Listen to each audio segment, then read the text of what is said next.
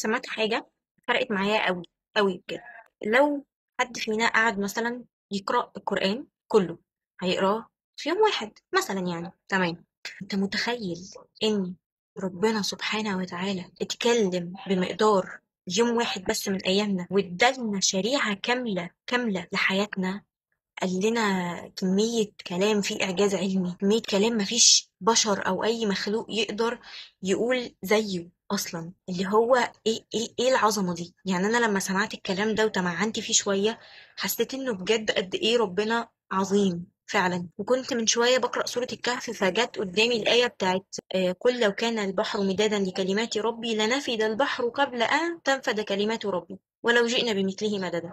يعني انت متخيل كلام ربنا قد ايه ما بيخلصش؟ قل لو كان البحر مدادا لكلمات ربي لنفد البحر، يعني البحر هيخلص وكلمات ربنا لسه ما خلصتش.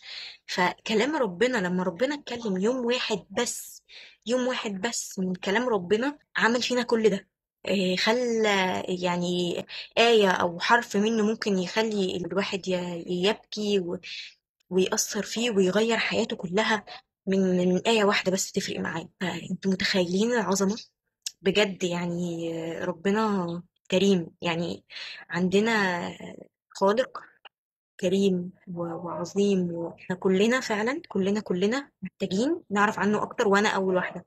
محتاجين بجد نعرف عن ربنا اكتر بكتير من اللي احنا عارفينه، علشان نعبده حق عبادته فعلا.